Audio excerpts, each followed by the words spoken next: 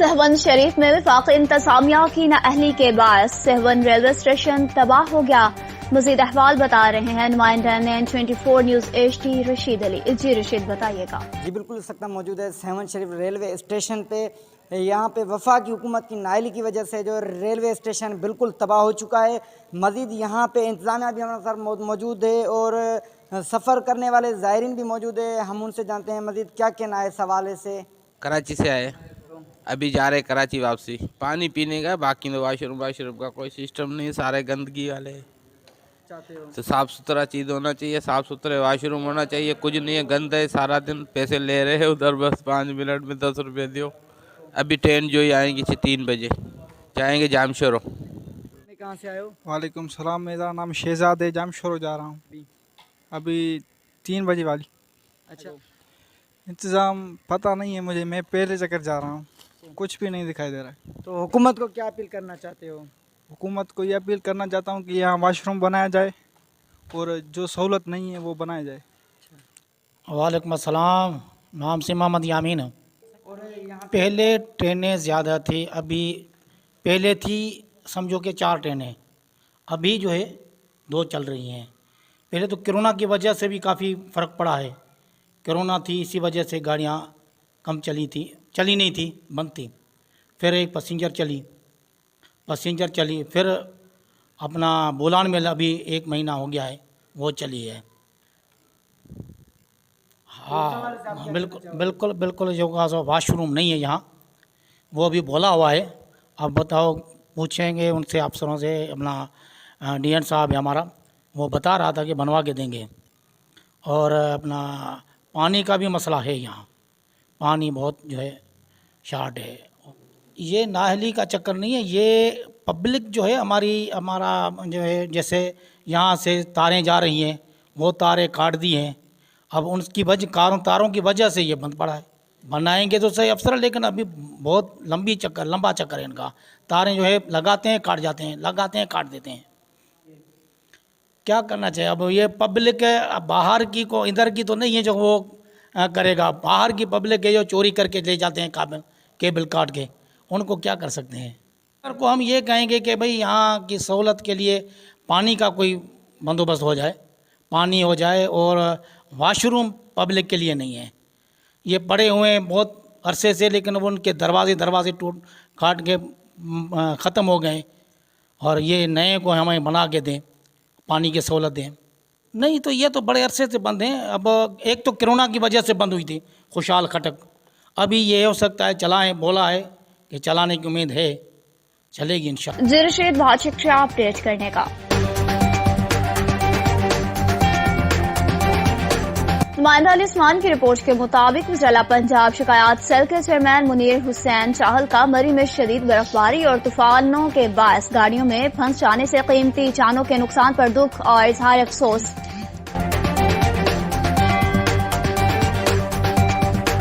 لاڑکانہ سے ملازم حسین قلندری کی رپورٹ کے مطابق Larkana art community development organisation registered 2013 کی ضلع لاڑکانہ کی جانب سے ایک جلسے کا انعقاد کیا گیا۔ اس دوران میں منتخب عہدیداران چیئرمین سہنومل صدر لال چند، سینئر نائب صدر شہزاد، جنرل سیکرٹری بشیر اور نائب صدر اشوک کمار اور دیگر سے حلف لیا گیا۔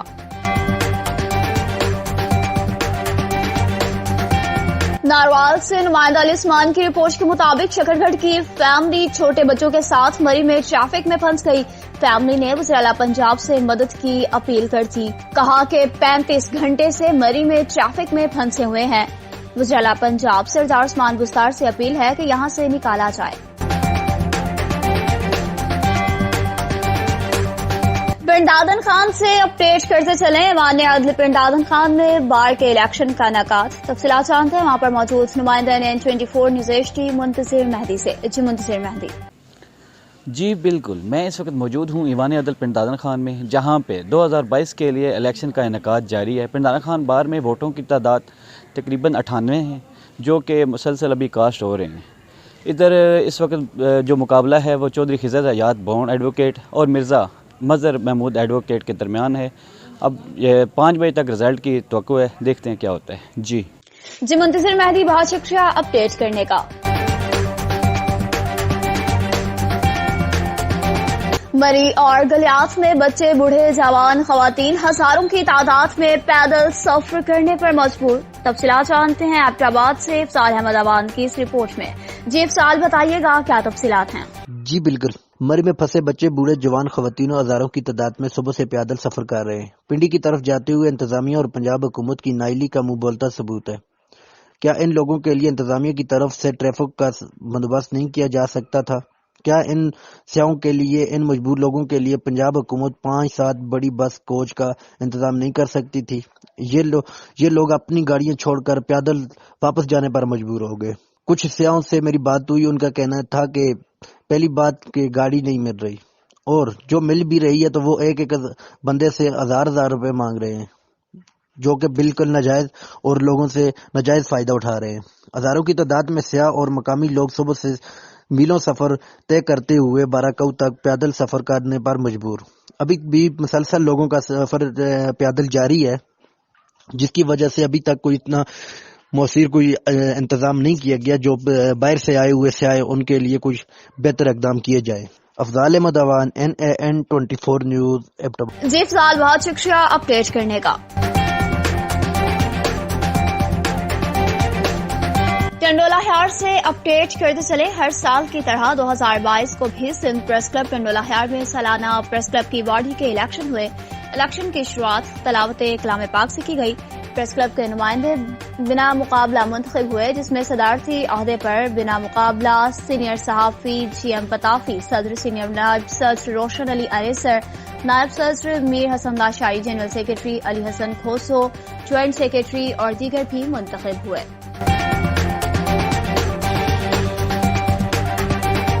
رانا عمران کی رپورٹ کے مطابق تحصیل شکرگڑھ کے نواحی گاؤں سنکھترا میں مسلسل بارشوں کی وجہ سے گھر کی چھت گرنے سے میاں بیوی شدید زخمی ہو گئے. زخموں کی تاب نہ لاتے ہوئے میاں موقع پر ہی دم توڑ گیا، جبکہ بیوی کو لاہور ریفر کر دیا گیا.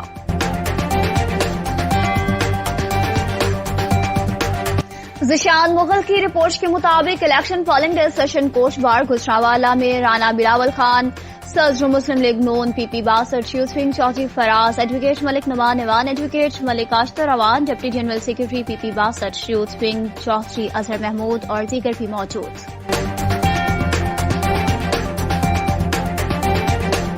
دیر شہر اور پہاڑوں پر 3 دن کے بعد بارش اور برف باری کا سلسلہ تھم گیا. سیاحوں کا لواری ٹنل کی جانب رش. رپورٹ دیکھتے ہیں مہران خان کی. جی مہران بتائیے گا. جی بالکل، اس وقت میں لواری ٹنل کے مقام پہ موجود ہوں. آج اگر میں موسم کی بات کروں تو 2-3 دن کے بعد بارش اور برف باری کا سلسلہ بالکل تھم گیا ہے. اس کے ساتھ ساتھ اگر میں سیاحتی مقامات کا بات کروں تو لواری ٹنل، کمراٹ، براول بانڈ، جتنے بھی سیاحتی مقامات ہیں، سیاحتی مقامات کا جتنی بھی سڑکیں ہیں وہ بالکل کلیئر ہے اور بھاری مشینریاں اس کے اوپر کام کر رہی ہے. اس کے ساتھ ساتھ اگر میں سیاحوں کا بات کروں تو سیاحوں نے آج لواری ٹنل کا رخ کر لیا ہے. سیاح برف سے لطف اندوز ہو رہی ہے اور مزے اڑا رہی ہے. اس کے ساتھ ساتھ اگر برف کی بات کی جائے تو لواری ٹاپ اور لواری ٹنل میں 3 سے 4 فٹ تک برف ہے.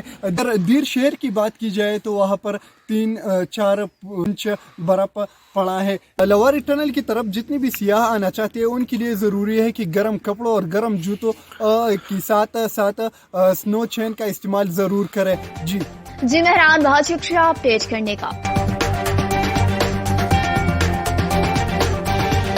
آزاد کشمیر سے اپڈیٹ کرتے چلے. موسم کی صورتحال پہ نظر ڈالتے ہیں. آزاد کشمیر میں بارشوں کا سلسلہ چوتھے روز بھی تھم نہ سکا. اس وقت آزاد کشمیر کی موسمی صورتحال سے آگاہ کرنے کے لیے براہ راست جوائن کریں گے منیب عباسی. جی منیب بتائیے گا.